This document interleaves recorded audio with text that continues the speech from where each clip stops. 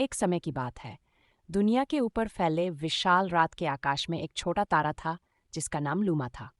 वह टिमटिमाता और झिलमिलाता था, लेकिन बाकी तारों की तुलना में यह बहुत छोटा था। इसी वजह से लूमा अक्सर खुद को तुच्छ महसूस करता था। एक शाम महान उत्तर तारा ने सभी तारों को इकट्ठा किया। कल तारों का महोत्सव है, उसने घोषणा की। तुम में से हर एक को अपनी पूरी चमक के साथ प्रकाश फैलाना होगा ताकि पृथ्वी पर सभी के लिए रात का आकाश रोशन हो सके। लूमा चिंतित हो गया। मैं बहुत छोटा हूं, उसने सोचा। कोई मुझे नोटिस भी नहीं करेगा।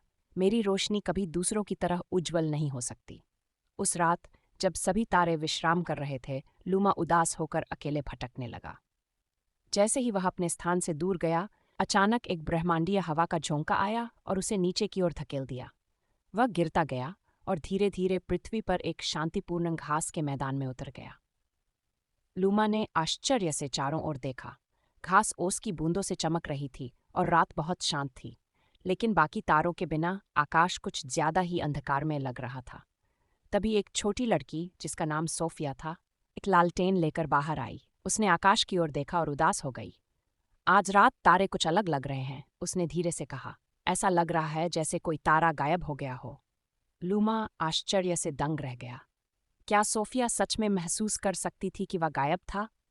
इससे पहले कि वह और कुछ सोचता, उसने देखा कि एक जुगनू पास के मकड़ी के जाल में फंसा हुआ संघर्ष कर रहा था।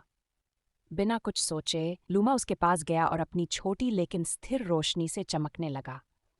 उसकी रोशनी ने सोफिया का ध्यान खींचा और वह जल्दी से वहां पहुंच गई।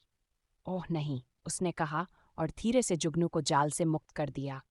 जुगनू ने अपनी रोशनी टिमटिमा धन्यवाद कहा और उड़ गया। सोफिया ने लूमा की रोशनी को देखा और मुस्कुरा दी। कितनी खास छोटी रोशनी है, उसने कहा। एक छोटी सी रोशनी भी बड़ा अंतर ला सकती है। लूमा का दिल खुशी से भर गया। उसने किसी की मदद की थी। शायद वह उतना तुच्छ नहीं था जितना उसने सोचा था। तभी उसे एहसास हुआ कि उसका आकार या चमक मायने नहीं रखती, बल्कि यह महत्वपूर्ण है कि वह अपनी रोशनी का उपयोग कैसे करता है। और आत्मविश्वास से भरा हुआ लूमा वापस आकाश में चला गया और बाकी तारों के बीच अपनी जगह ले ली। अगली रात तारों के महोत्सव में वह पहले से कहीं ज्यादा चमका और पृथ्वी पर सोफिया ने आकाश की ओर देखकर मुस्कुराई, ये जानते हुए कि कहीं विशाल ब्रह्मांड में एक छोटा तारा सिर्फ उसके लिए चमक रहा था। शिक्षा। कोई भी, चाहे वह कितना भी छोटा क्यों न हो, उसकी दुनिया में अपनी खास रोशनी होती है।